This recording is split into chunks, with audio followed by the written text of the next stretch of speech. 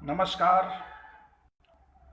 पिछले 2 दिनों के आराम के बाद आज आपके बीच एक बार फिर आपका प्यारा दोस्त डॉक्टर अनिल श्रीवास्तव इलेक्ट्रोहोम्योपैथी के प्रैक्टिस ऑफ मेडिसिन के 48वें क्लास में, क्लास नंबर 48, बस अर्धशतक से 2 क्लास पीछे। और ये सब आप सबके प्यार, सम्मान और उत्साह का प्रतिफल है कि मैं लगातार आपके बीच में हूँ और आगे भी आपके बीच में बने रहने की संभावना है।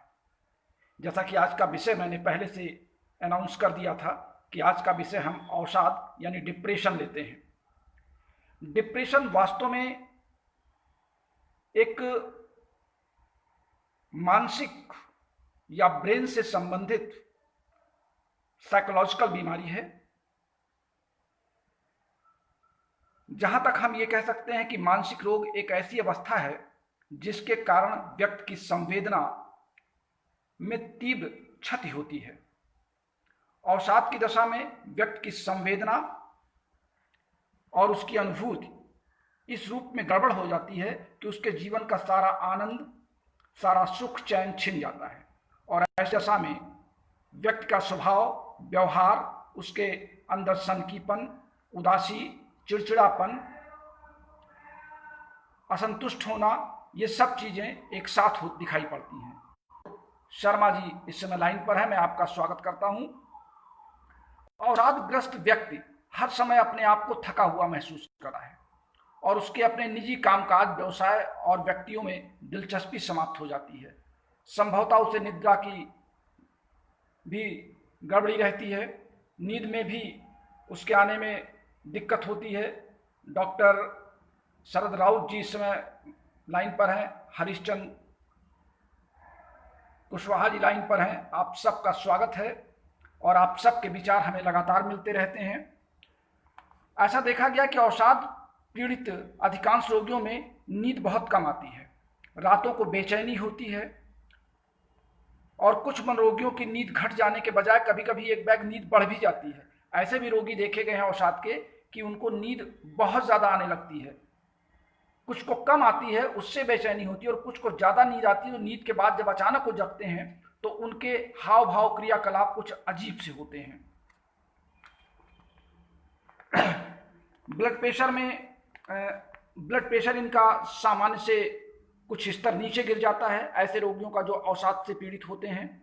डिप्रेशन यानी अवसाद अर्थात डिप्रेशन, और ये डिप्रेशन में के जो मुख्य रूप से लक्षण दिखाई पड़ते हैं, इसमें उदासी का भाव होता है, किसी वस्तु या व्यक्ति के अंदर रुचिहीनता आ जाती है, अनिद्रा, जरा जरा सी बात पे रो पड़ना, भूख की कमी हो जाना, चिड़चिड़ापन हो जाना, काम में शिथिलता आ जाना। अवसाद के बाद में ये गंभीर रोग में बदल जाता है। कभी कभी अंतरात्मा में सेक्सुअल पावर उठने के बाद उसकी पूर्ति न होना,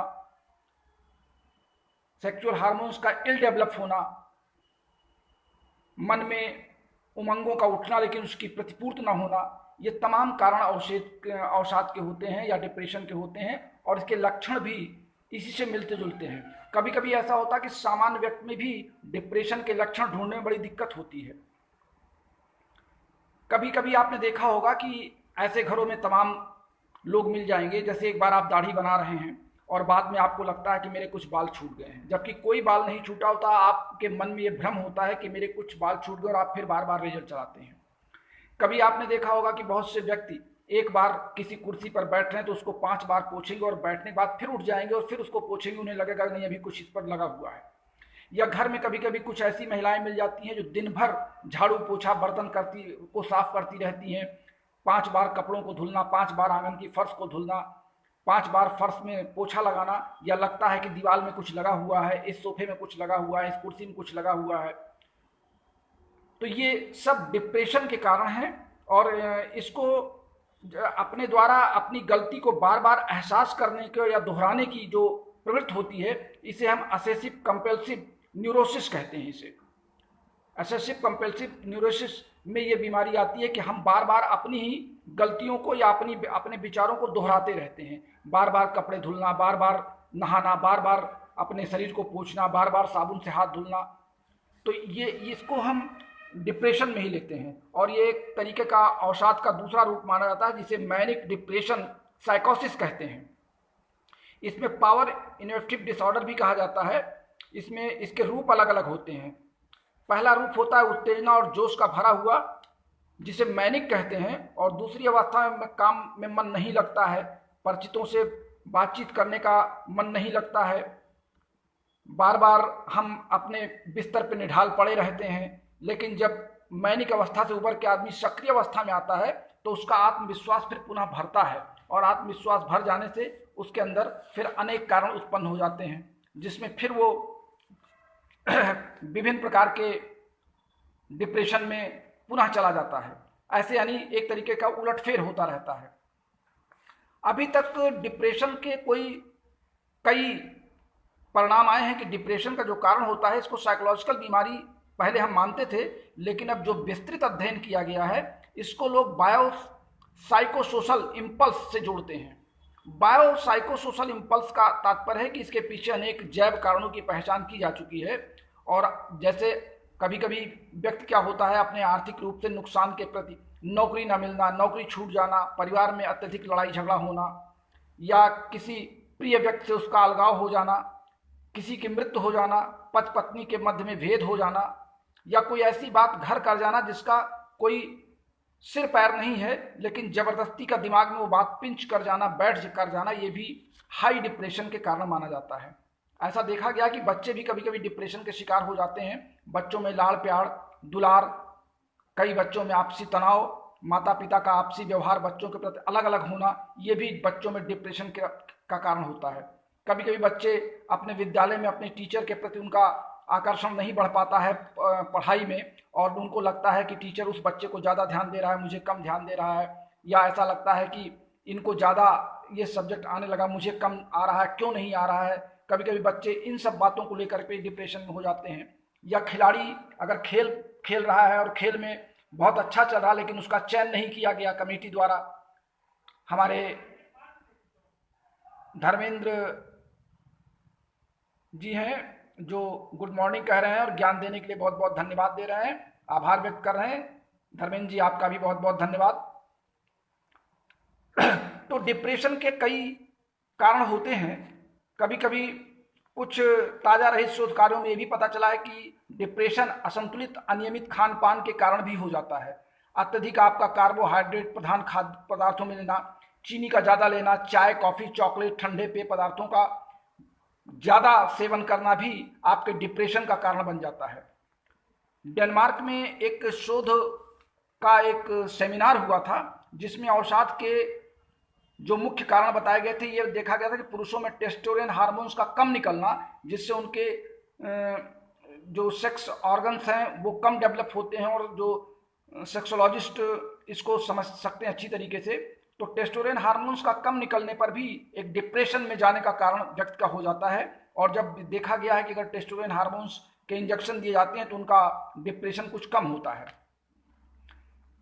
वैसे कुल मिलाकर के अगर ये माना जाए कि जब कोई व्यक्ति डिप्रेशन में आता है तो कुल मिलाकर के मनोविशेषज्ञों का ये मानना है कि भय, असुरक्षा की भावना, मानसिक तनाव, हीन भावना, नकारात्मक विचारों से मस्तिष्क की जो भावना केंद्र है यानी लिम्बिक जो सेंटर है उस पर एक गहरा प्रभाव पड़ता है।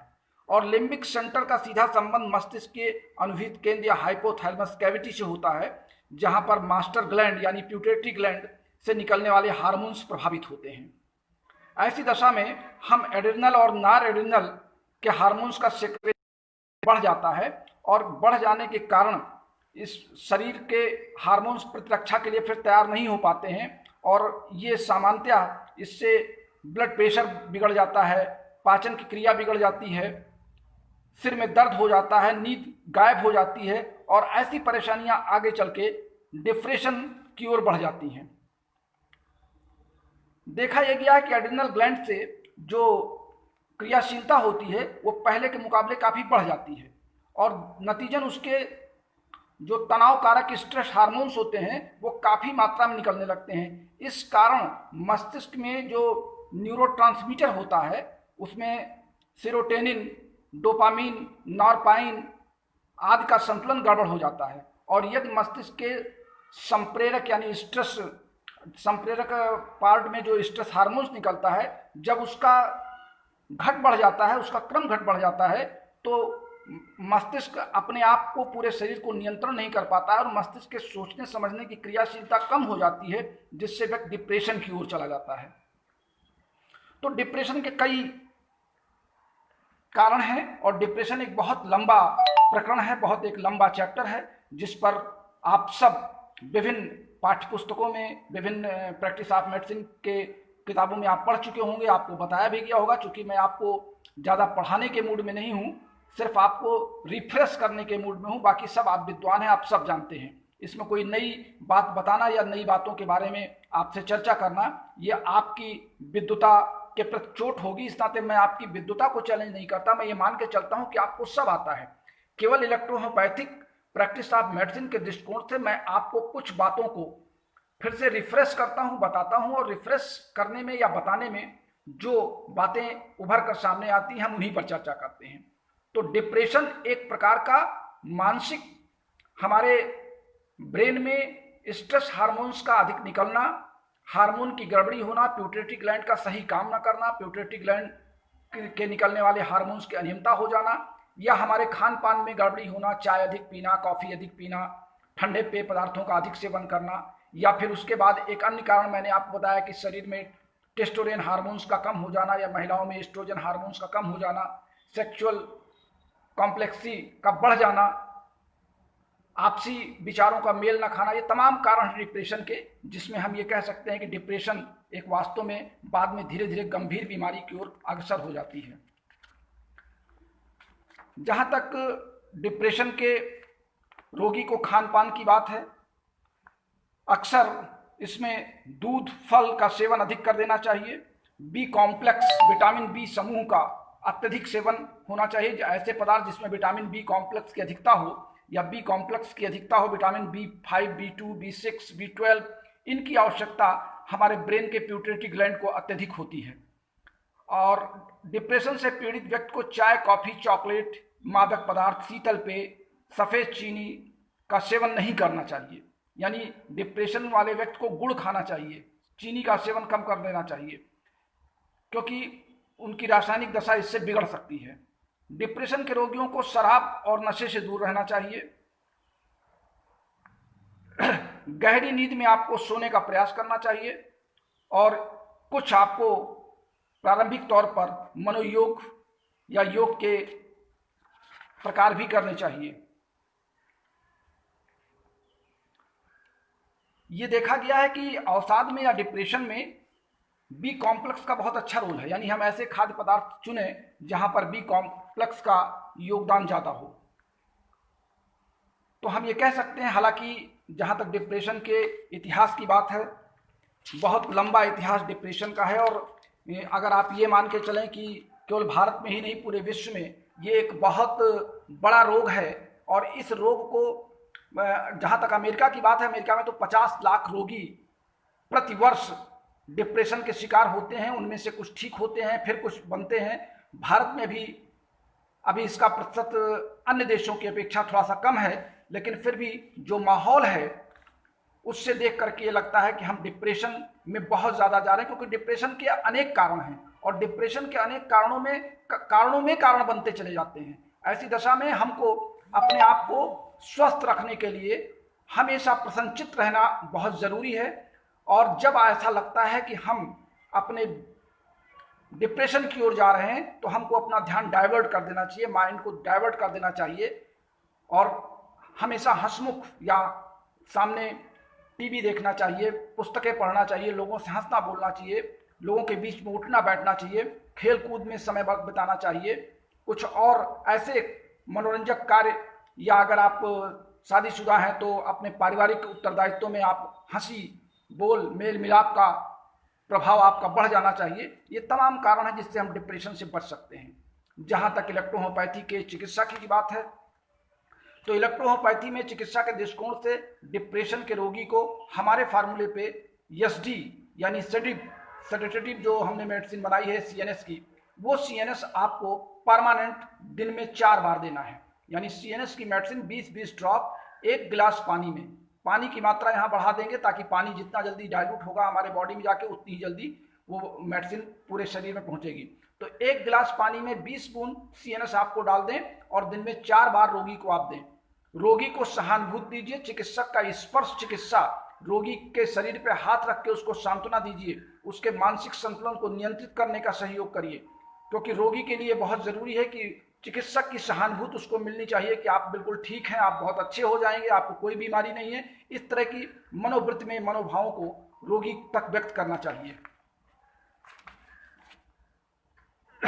हमारे डॉक्टर विजेंद्र जी देहरादून से हमको फोन कर रहे हैं, लेकिन मैं क्षमा चाहूंगा क्योंकि अभी मैं ऑनलाइन पर हूं।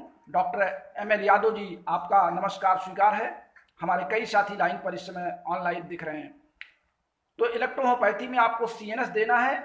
CNS के बाद दूसरा फार्मूला आपका होगा, चूंकि CNS के रोगी को ऐसी दशा में भूख कम हो जाती है, तो फिर आपको भूख बढ़ने और नींद, जैसे CNS की मेडिसिन जब आप देंगे तो उससे व्यक्ति के मानसिक संतुलन का क्रम सही होगा और नींद की ओर भी उसको आराम मिलेगा। अभी हमारे एक साथी ने कल हमको व्हाट्सएप पे मैसेज लिखा, डॉक्टर पीयूष जी थे महाराष्ट्र से। उन्होंने कहा सर आपके CNS के फार्मूले को मैंने 1 पाउंड बना के रखा और मैंने उसको स्वयं घर में प्रयोग करना शुरू किया, तो मुझे लगा कि हमारे घर के कई मेंबर्स को CNS ने काफ़ी मानसिक रूप से संतुलित किया है, मजबूत किया है और उनको अच्छी नींद आई है और उन्होंने अपने आप को सोने के बाद जब उठे हैं तो अपने आप को रिफ्रेश महसूस किए हैं।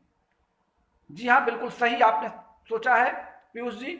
CNS की मेडिसिन चूंकि हमने बहुत प्रयोगों के बाद, कई रोगियों पर आजमाने के बाद इस फार्मूले को आउट किया है, तो CNS में जो हमने 6 मेडिसिन मिलाई है, ये सभी मेडिसिन हमारे पूरे के पूरे सेडेटिव पार्ट, या ये कह दें कि हमारे पूरे पूरे सेंट्रल नर्वस सिस्टम को कवर करती हैं और सेंट्रल नर्वस सिस्टम के साथ साथ हमारे पूरे तंत्रिका तंत्र को ये अपने आप में नियंत्रित करती हैं। तो व्यक्ति जब आराम की मुद्रा, विशेष करके सुबह और शाम, इस दवा को सुबह ब्रश के बाद, नाश्ते के बाद आप इस डोज को लें और रात में सोते समय लें, तो आप पूरे दिन अपने आप को तरोताजा महसूस करेंगे CNS की मेडिसिन लेने पे।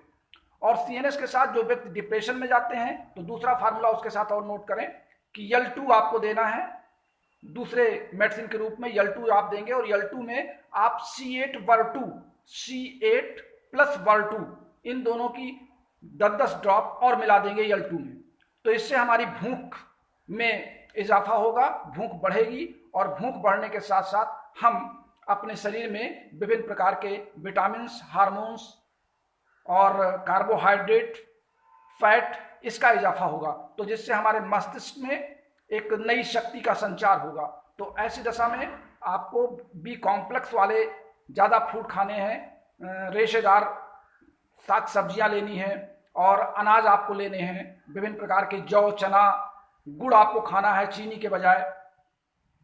तो L2 में आप C8 मिला दीजिए और CNS दे दीजिए। यही 2 दवा आपकी जो डिप्रेशन में पेशेंट है उसके लिए पर्याप्त है। और उसके साथ साथ डॉक्टर की सहानुभूति, यानी आप उसको प्रेम भावना, सद्भाव पूर्वक। और कभी कभी ऐसा भी होता है कि घरों में पति पत्नी के संबंध बहुत अच्छे नहीं होते हैं, उनके आपसी व्यवहार अच्छे नहीं होते हैं, तो डिप्रेशन वाले व्यक्ति में जब ऐसी शिकायत आपको लगती है तो आपको पति पत्नी दोनों से बात करके दोनों को मानसिक तौर पर स्वस्थ करना और फिर ऐसी दशा में दोनों को वो दवाइयाँ देनी है ताकि दोनों को डिप्रेशन से बचाया जा सके और दोनों को समान रूप से व्यवहार हो। कभी कभी ऐसा होता है कि घरों में एक ही समस्या को लेकर के कई सदस्य आपस में उलझे रहते हैं, तो वहाँ पर हमें लगता है कि वहाँ पे हमको उस दवा को सभी सदस्यों को पिलाना चाहिए ताकि सब डिप्रेशन से बाहर आए। अगर एक भी व्यक्ति डिप्रेशन में रहेगा तो फिर उस माहौल को क्रिएट करेगा और उस माहौल को क्रिएट करेगा तो अगला बचाव की स्थिति में ना आकर के फिर उस माहौल में जा सकता है, उसी दशा में जा सकता है। तो ऐसी दशा में जो हिस्ट्री है वो फैमिली हिस्ट्री भी डॉक्टर को लेनी पड़ेगी। कभी कभी ऐसा भी होता है कि आप थोड़ा सा 1-2 पीढ़ी पीछे भी आप बात कर लें कि आपके घरों में क्या माहौल रहा है, क्या आपके घर का आचार व्यवहार रहा है, बच्चे का पिता से संबंध, बच्चे का अपने पिता से संबंध, अपने भाई से संबंध, अपनी पत्नी से संबंध, अपने पारिवारिक मित्रों से संबंध किस प्रकार के रहे हैं, कहाँ से ये दिक्कतें आ रही हैं, या जहाँ वो काम कर रहा है वहाँ उसके अधिकारी से उसके क्या संबंध है। इन तमाम बातों को निकालते हुए जब आपको ये लगता है कि हाँ ये व्यक्ति डिप्रेशन में है और इसको कोई रोग नहीं है, केवल ऐसा लग रहा है, इसको महसूस हो रहा है कि मुझे कोई रोग है, तो फिर आपको CNS, L2, C8 वर्टू ये आपको दवाइयाँ सेलेक्ट करके उसको दोनों देनी है। CNS का आप 20 ड्रॉप 1 गिलास पानी में दिन में 4 बार, और L2 प्लस C8/2 ये भोजन के आधे घंटे पहले केवल आपको सुबह शाम देना है 20-20 ड्रॉप। इसको आप अच्छी तरह नोट कर लें और इसको आजमाएं और इस पर हमको अपनी प्रतिक्रिया दें कि आपको आपके रोगियों ने कैसा बताया और कैसा आपको लगा। तो चलिए, आज के इस क्लास में मैंने आपको डिप्रेशन यानी अवसाद के बारे में एक संक्षिप्त जानकारी दी है। संक्षिप्त इसलिए कह रहा हूँ कि डिप्रेशन एक बहुत जटिल और बहुत लंबा सब्जेक्ट है, जिस पर बहुत कारण और बहुत विश्लेषण की आवश्यकता है। लेकिन चूंकि इलेक्ट्रोहोम्योपैथी के दृष्टिकोण से, एक सामयिक दृष्टिकोण से मैंने आपको सामयिक विश्लेषण किया है। इस सामयिक विश्लेषण को आप समझने का प्रयास करें। आरिफ मोहम्मद जी, आपका गुड मॉर्निंग मुझे स्वीकार है। आप इस समय लाइन पर हैं, हमारे कई साथी इस समय लाइन पर हैं और सब मुझे ऑन लाइव देख रहे हैं। तो चलिए, आज का क्लास इतना ही। शाम को फिर हम आपसे किसी नए रोग पर चर्चा करेंगे। तब तक के लिए अपने प्यारे दोस्त डॉक्टर अनिल श्रीवास्तव को बस्ती से इजाजत दीजिए। नमस्कार, शुभ दिन।